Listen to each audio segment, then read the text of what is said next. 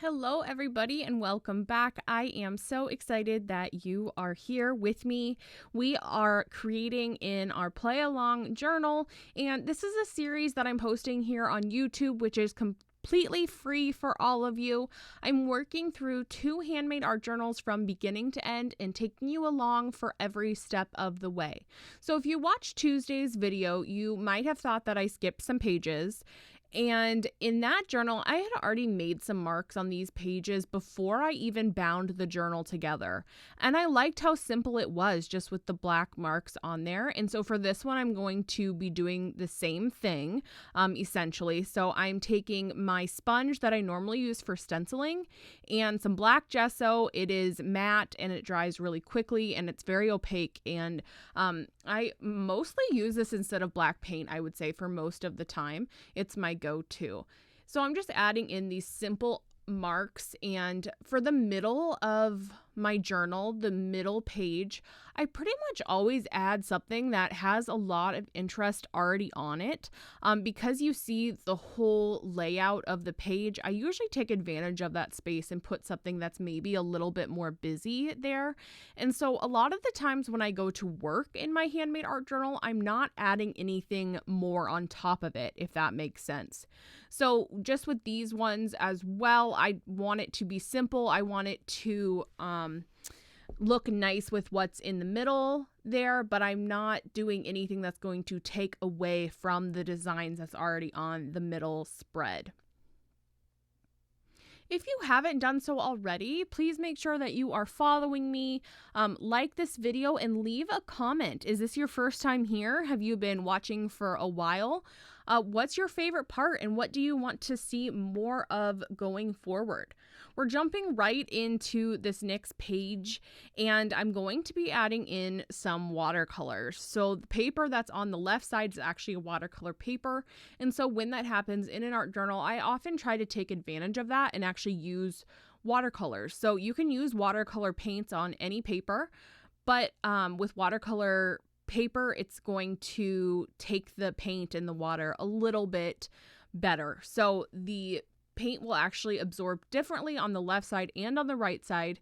Now for the right side of the page, I did put a little bit of clear gesso before I'm starting paint here, just to help it not bleed through as much. So you can see as I mark there, it takes it a little bit differently. So that's just kind of fun to experiment with and to see how that works.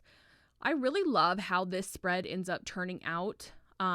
If you followed me for a while, you know that I am in love with black and whites, grays, all of those tones. I think you can do so much just playing with black and whites. So I think that they can be so dynamic, and it's then easy to pop in a color that is a great accent color. I think with this one, I pretty much I'll leave it in those neutral tones.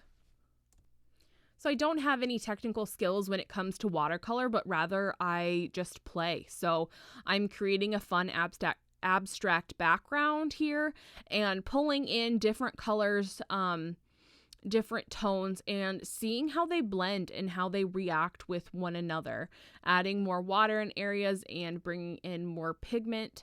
I'm going to let that dry. I'm going to hit that with the heat gun so that I can continue adding on top of it. And I like the drying process. That may sound kind of weird, but I like hitting it with the heat gun.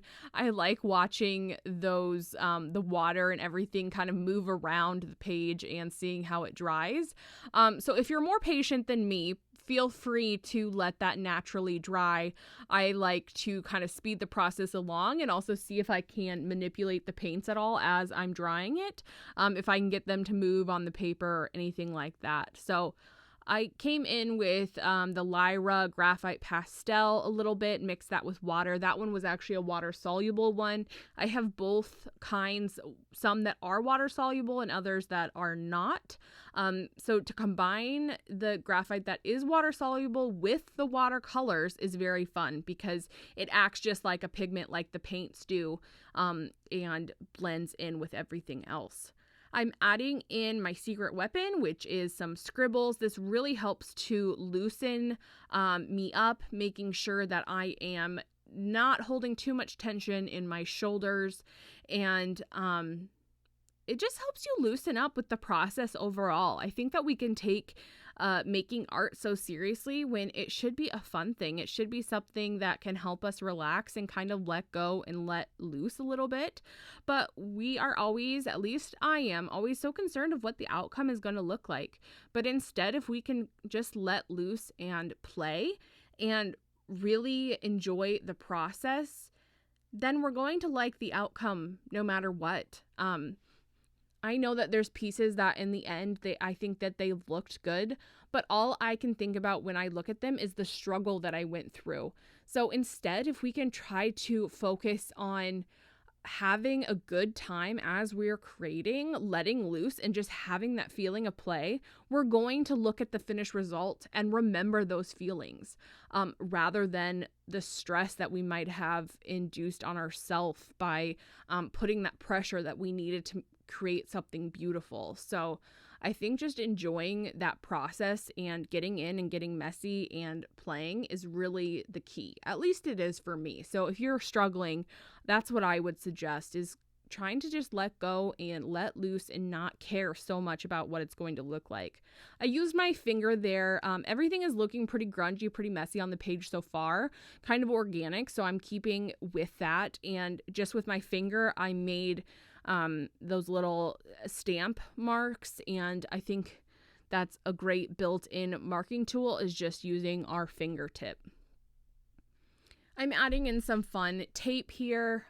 This is from Wow Studios. She makes some of the greatest black and white different embellishments, and this is a binding tape, but I'm using it like I would a washi tape. As always, I try to link the products that I use down in the description below. That way, if you're curious as to what I used or where I got it, you can figure that out. And if I missed something, please make sure just to let me know and I can find that link for you. So I'm using that tape in the middle as a design element, but it's also great as well because it's going to serve as strengthening that spine and giving it just a little bit more support.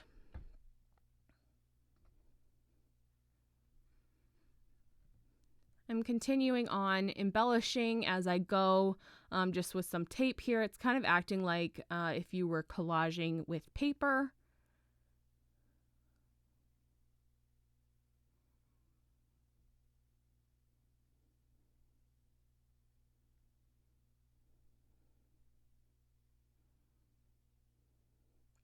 I'm playing around with where I want the placement of that. And kind of just taking a step back and looking at the page, seeing what else it needs, where else I can add things. I'm okay leaving it pretty simple and letting it stand on its own. I'm loving the movement of all the pigments on the page. I was going to say colors, but really we're just using black and gray. But I think that there can be such dynamic view in just those neutral colors. Thinking about, for my main focal point, adding in a few little number stickers here. It's just something to kind of lead your eye across the page and to land in one spot.